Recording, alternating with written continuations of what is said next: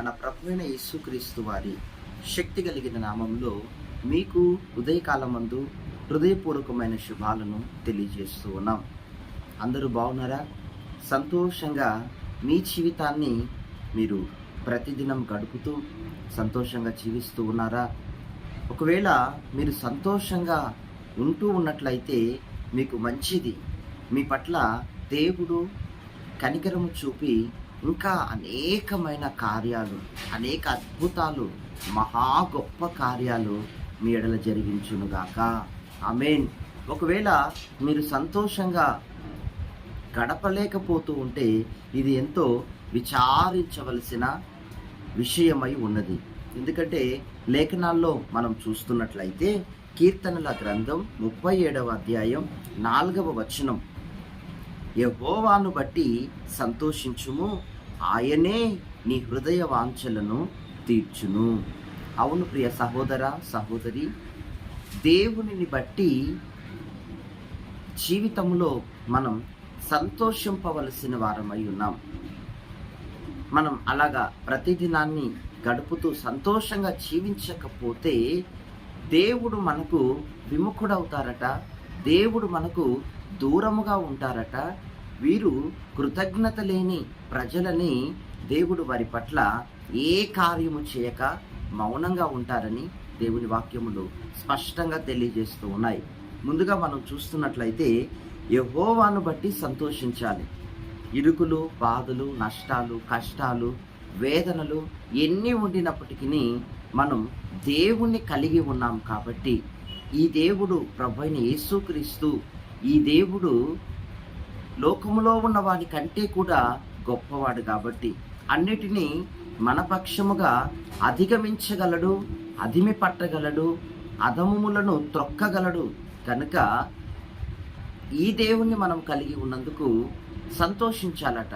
ఎంత పెద్ద పోరాటం ఎదురైనా, ఎంత పెద్ద ఉపద్రవం ఎదురైనా మనం చాలా సంతోషంగా దేవుణ్ణి బట్టి, దేవుడున్నాడు మన పక్షముగా, మన ప్రక్కగా దేవుడున్నాడు, ఆయన వాగ్దానాలు ఉన్నాయి, ఆయన రక్షణ, ఆయన కేడెము, ఆయన కాపుదల, ఆయన భద్రత, ఆయన కనికరము మనతో కూడా ఉన్నది అని మనము సంతోషంగా గడపాలట శ్రమలలో కూడా.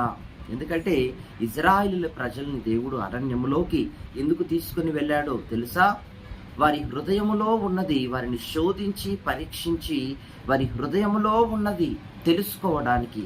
ఈరోజు నీ జీవితంలో నష్టం, కష్టం, ఇరుకు, బాధ, వేదన, అసమాధానం ఎదురవుతుంది కదా. ఎందుకో తెలుసా? నీ హృదయములో ఉన్నది ఏంటో దేవుడు తెలుసుకునేందుకు కొన్ని సందర్భాల్లో, కొన్ని సమయాల్లో ఆయన ఇరుకు మార్గములో నడిపిస్తూ ఉంటారు. హల్లెలూయా. దేవుణ్ణి బట్టి సంతోషించాలి. ఎన్ని ఇరుకులున్నా, ఎన్ని బాధలున్నా, దేవుడు సృష్టించిన, చూడండి, భూమి ఆకాశములను బట్టి ఆయన ఇస్తున్న వాతావరణము, గాలి, నీరు, చెట్టు, మరి విశాలమైన ప్రపంచాన్ని, వింతలను, వీటన్నిటిని బట్టి మనం దేవునికి స్తుతి చేయవలసిన వారమై ఉన్నాం. ఇవి కాకుండా ఎప్పుడు చేస్తాడో దేవుడు నా పట్ల ఏమో, పలానా రోజు మందిరానికి వెళ్ళాను, పలానా రోజు నేను ప్రార్థన చేశాను, ఇంకా నా పట్ల ఏ కార్యం జరగలేదు, అసలు చేస్తాడో చెయ్యడో, ఎప్పుడు అవుతుందో ఏమో, ఎందుకు నమ్మామో ఎందుకో అని ఇటువంటి పళ్ళు కొరుకుడు మాటలు ఇవి దేవునికి ఎంతో విసుగును తెప్పించేవిగా ఉన్నాయి. దేవుడు వీటన్నిటిని మన జీవితంలో చూడాలనుకోవట్లేదు, అనుమతించట్లేదు. ఇలా మనం చేసినప్పుడు స్వయంగా భూమి ఆకాశాలను, నిన్ను నన్ను సంకల్పించిన దేవుణ్ణి సందేహపడుతూ ఉన్నాం.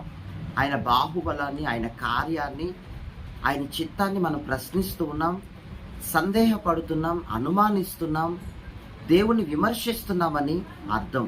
ఇవి ప్రక్కన పెట్టి దేవుడు గతంలో మనకు చేసిన వాటిని బట్టి, ఇక నెక్స్ట్ చేయబోయే వాటిని బట్టి మనం దేవుడికి కృతజ్ఞతాస్తుతులను మనం చెల్లించినప్పుడు అది ఎంత పెద్ద సమస్య అయినా, ఎంత గొప్ప వేదనైనా దేవుడు వాటి నుండి మనలను బయటకు తీయగలడు.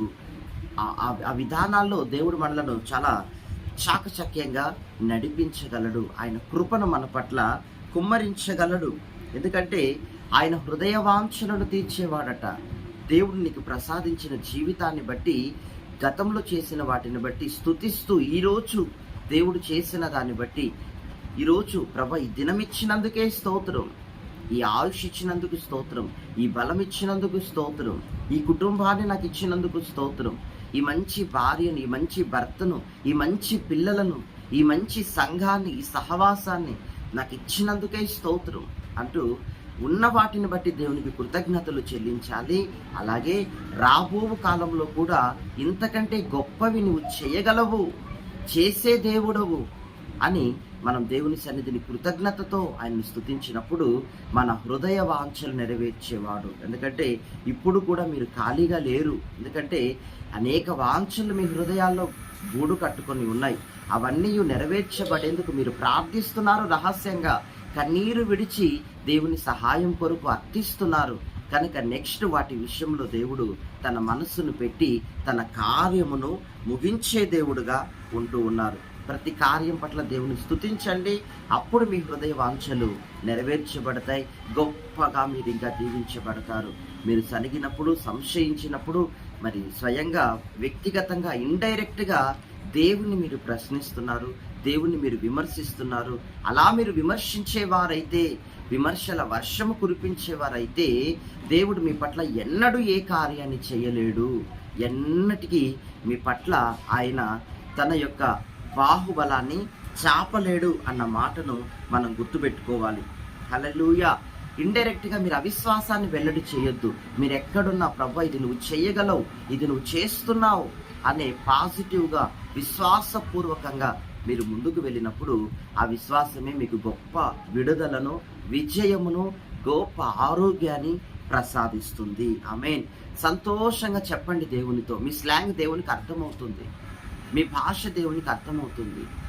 మీరు చెప్పినా మీరు చెప్పకపోయినా చూడండి, మీరు సనుక్కోవద్దు. దేవునికి మీరు అర్థమయ్యేటట్లుగా మీరు దేవునికి ప్రతిదీ కృతజ్ఞత రూపంలో తెలియజేయమని వాక్యం సెలవిస్తోంది. ప్రతి స్థలంలో మీరు కృతజ్ఞతతో నాకు తెలియజేయండి అంటున్నాడు దేవుడు. తప్పక మీ పట్ల ప్రతి కార్యాన్ని దేవుడు చేయునుగాక. సంతోషంగా దేవునికి తెలియజేయండి. దేవుని పట్ల అధికమైన ప్రేమను కలిగి ప్రవర్తించండి. దేవుడు మీ పట్ల అధిక కార్యాలను చేసి వాగ్దానాలు నెరవేర్చి మీ హృదయ వాంఛలన్నీ ఆయన తీర్చునుగాక. హల్లెలూయా. మీరు ఈ విధానంలో వెళ్తున్నప్పుడు ఏ కలత మీకు జత చేయబడదు. ఇక ఏ సమస్య మీ లోపటికి ప్రవేశించకుండా దేవుడు కావలి వహిస్తారు, జాగ్రత్త వహిస్తారు. మహాపరిశుద్ధుడా, జీవాధిపతి స్తోత్రం. ఈ దినము మీరు మాకు ప్రసాదించినందుకు స్తోత్రం. గతంలో చేసిన కార్యములన్నిటి కొరకు, ఉపకారములు, మేలుల కొరకు స్తోత్రం, గొప్ప అద్భుతాల కొరకు స్తోత్రం. అలాగే ప్రభు నెక్స్ట్ మీరు చేయబోతున్న కార్యాలన్నిటిని బట్టి కూడా స్తోత్రం నాయన. ఎందరు మిమ్మల్ని విమర్శించే వారిగా ఉన్నారో, ఎందరు మిమ్మల్ని సందేహించే వారిగా ఉన్నారో, అవిశ్వాసాన్నే వారు వ్యక్తపరుస్తున్నారేమో, ఇండైరెక్ట్గా మీకు దుఃఖాన్ని, బాధను కలగజేస్తూ మీకు దూరస్తులు అవుతున్నారేమో, ఆ రీతిగా ఎవరు తమ హృదయాలను కఠినపరుచుకోకుండా ప్రతి వారు కలిగి ఉన్న వాటిని బట్టి సంతోషంగా మీకు కృతజ్ఞతలు సమర్పిస్తూ ముందుకు సాగడాన్ని ప్రభు మీరు ఆశిస్తున్నారు. అట్టి జీవితం ప్రతి వారికి మీరు అనుగ్రహించండి, ప్రతి వారికి తెలపండి, ప్రతి వారి హృదయాలలో మీరు మాట్లాడండి ఈ మాటల్ని. స్తోత్రం. మీరే కార్యాలు చేసి నడిపించమని యేసు నామములో ప్రార్థిస్తున్నాము తండ్రి. God bless you. ఈ వాగ్దానం మీ ఎడల నెరవేర్చబడును గాక. ఆమేన్.